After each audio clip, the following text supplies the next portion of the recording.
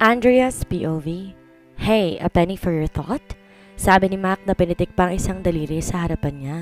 Tsaka lamang siya waring nakabalik sa kasalukuyan. Kumain ka na habang mainit pa. Nilagyan pa siya nito ng ulam sa pinggan niya. Mac, I know she's your type pero gusto ko ipaalala sa'yo. She is already taken, okay? Nanlalaki ang mga matang sabi ni Jackie dito. I know. Sabi nitong napabuntong hininga pa. Sayang at tuloy tayong nagkakilala.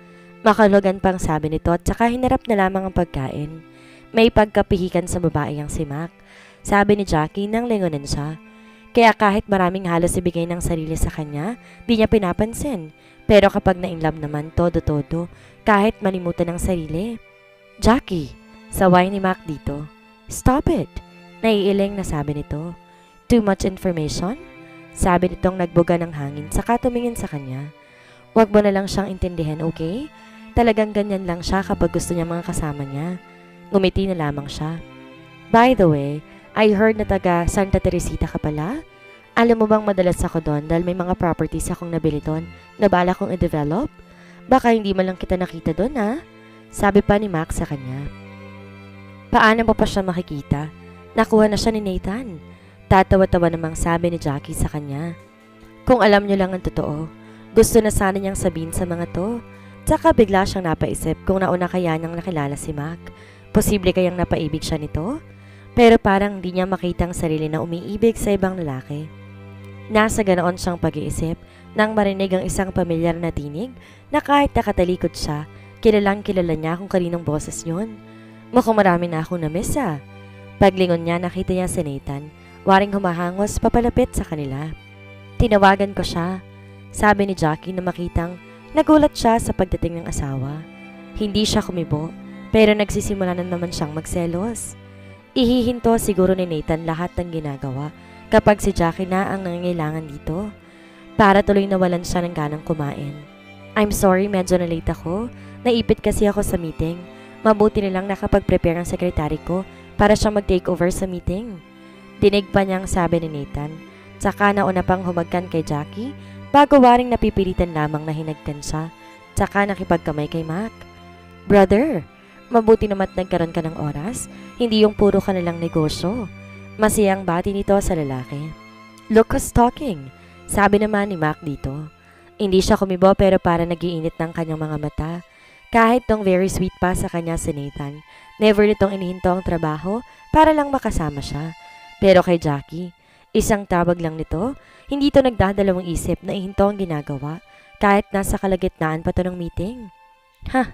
Hindi lang parang pinipiga, sa sobrang panibugo ang puso niya. Feeling niya tinutusok yun ng maraming karayom, tsaka binubudburan ng iodized salt. Ang sakit. Kaso hindi siya po pwedeng umiyak sa harapan ng mga to, kaya mas masakit na pinipigilan niyang ilabas lahat ng sama ng loob niya. Tinapik ni Mac ang isang balikat nito. Pare, may atraso ka pa sa akin. Ni hindi mo malang ipinaalam sa amin, nag-asawa ka na pala? Sabi nito sa asawa, tsaka muling tumingin sa kanya. At bilib na talaga ako sa'yo. Akalain mong nakailang bisita ko sa Santa Teresita, pero hindi ko man lang nakita si Andrea doon? Ako sanang lucky guy at hindi ikaw.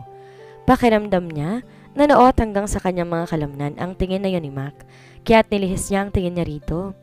Sakto namang pag-iwas niya sa mukha ni Mac, kay Nathan tumama ang paningin niya. At nakatingin din to sa kanya ng mga sandaling iyon, pero hindi niya mabasa ang reaksyon sa mukha nito.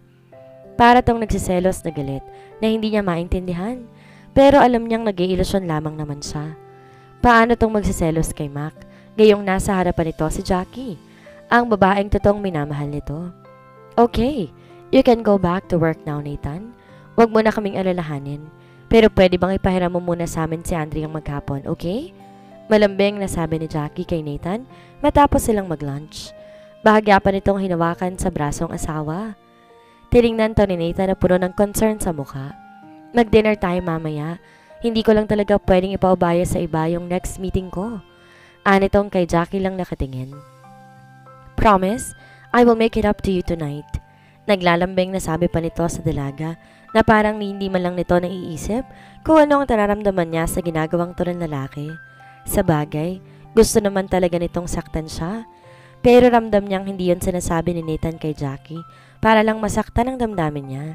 Talaga lang hindi nito mapigilang ibulalas kung gaano ka-espesyal para dito ang dalaga. At mas doble ang hatid na sakit nun sa kanya, unlike yung selos na nararamdaman niya kapag si Alexa ang kausap nito. Dahil siguro alam niya na sinasadya lang nitong pakitaan si Alexa ng extra lambing para pasakitan siya. Ngunit kay Jackie hindi nito kailangan magkunwari. Umiwas siya ng tingin sa mga to, kung kaya't di sinasadya, nagtamang paningin nila ni Mac na nakamasid pala sa kanya. Namula ang kanyang mga pisngi at lalo pa, waring nanonood sa kanyang mga kalamnan ang tingin nito. Maya-mayang umiti ito. Pagpasensyahan mo na ang dalawang yan. Talaga lang super close nila kaya minsan nakakalimutan nilang may iba pa silang kasama. Bulong nito sa kanya. Anyway, wala ka namang dapat ipag-alala sa pinsan ko. Hindi naman siguro papangarapin maging mistress, ano? Alam ko naman yun. Tsaka hindi naman ako selosa. Sabi na lamang niya kay Mac. But if I were him at kasing ganda mong asawa ko, hindi kita bibigyan ng dahilan para magselos. Mahinang sabi pa nito sa kanya. May pait sa mga labing napangiti na lamang siya. Gustong gusto niyang umiyak dahil mas lalo lamang siya nagmumukhang kawawa sa sinabing iyon ni Mac. Imbes na mapagaan ito ang nararamdaman niya. Ang kaso hindi siya makakaiyak. Para tuloy gusto na lamang niyang umuwi ng bahay.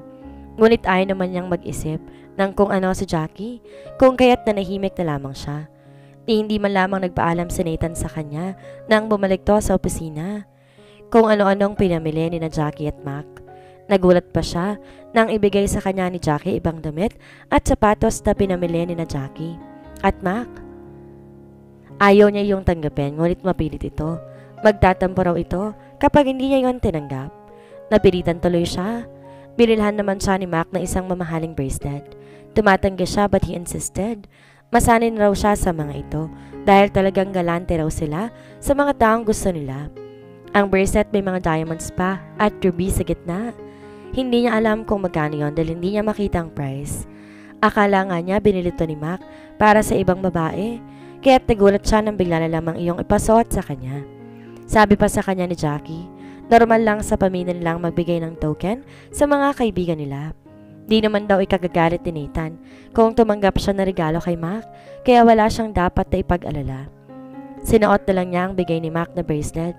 Total mukha namang sincere ito sa pagbibigay nun sa kanya. Ganito nga siguro ang mga mayayaman.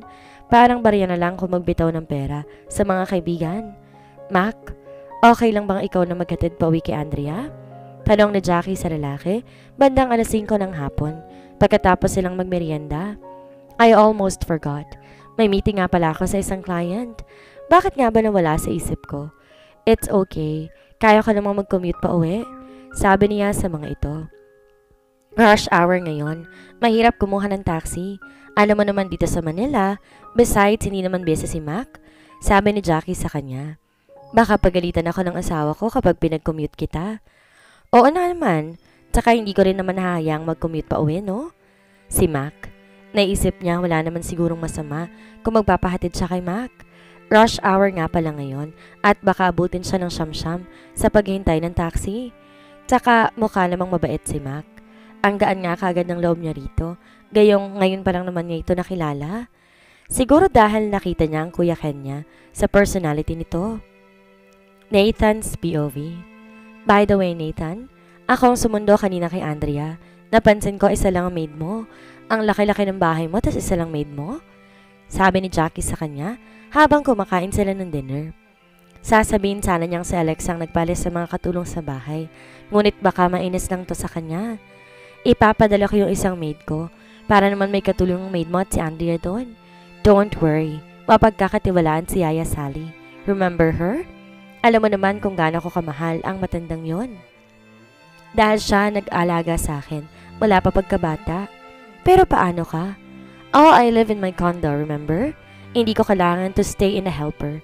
Besides, mas madalas namang out of the country ako kaya okay lang. Paliwanag nito sa kanya. Ikaw ang bahala. Kibit balikat na sagot niya rito. Napangiti ito at saka ginagapang isang kamay niya. Hindi ka pa rin nagbabago, Nathan? Oo ka pa rin ng oo sa bawat sabihin ko sa'yo. Malambing na sabi nito sa kanya. Kaya nga ba hirap akong kalimutan ka eh. Anitong masuyo siyang tinitingnan. Alam ko you married Andrea for the wrong reasons. Pero hindi siya dumating nung sandaling ma-in love ka sa kanya. That won't happen, Jackie. Paniniyak niya sa dalaga. Hindi ko ipagkakanulong pamilya ko sa kanya. Biglang naglapat ang kanyang mga bagang nang maalala naman ang kanyang pamilya. Pinisil nito ang kanyang isang kamay. Naaawa ko kay Andrea pero kapag naiisip kong anak siya ng taong, hindi na nito ay tinuloy ang sasabihin nang mapansing nawalan siya ng ganang kumain. I'm sorry, I can't help it. Huwag na lang natin pag-usapan ng tungkol doon. Anyway, masaya akong makita ka ngayong dinner. Gusto ko nga sanang mamaya na lang pauwiin si Andrea. Pero halata akong hindi ka komportabling kasama siya kaya hindi ka naman siguro magagalit kung ipinahatid ko na siya kay Mac, hindi ba? Bahagyang nangunot ang noon niya. Ngunit kaagad ding bumalik sa normal nang ma-realize sa pinagmamasdan ni Jackie ang magiging reaksyon niya. Of course not. Pero pinagtaksi mo lang si Andrea para hindi mo na sana maistorbo pang pinsan mo. Kilala mo naman si Mac. Basta magandang babae, hiwag. Di na nito ay tinuloy ang sasabihin. Napatitig sa kanya. Hindi mo naman siguro pinagsaselosan si Mac, hindi ba? Paniniyak nito sa kanya. Sinadya niyang lakihan ang kanyang mga ngiti. Of course not. Hey Jackie, ilang beses ko bang uulit-ulitin sa'yo na wala naman ako ibang babaeng minahal pagkatapos natin maghiwalay? Napakurap-kurap to at saka tinuloy ng pagkain. Andrea's POV. Is it okay ko ako na mag-invite sa sarili ko sa loob? Tanong ni Mac sa kanya na makarating sila sa bahay. Oh, I'm sorry. Sabi niyang napatingin sa kanyang relo. Past 7 na. Pasensya na kung ginabi ka ha. Halika, pasok ka. Pero baka wala akong dinner na may i-offer sa'yo. Sabi niya pa sa lalaki. It's okay.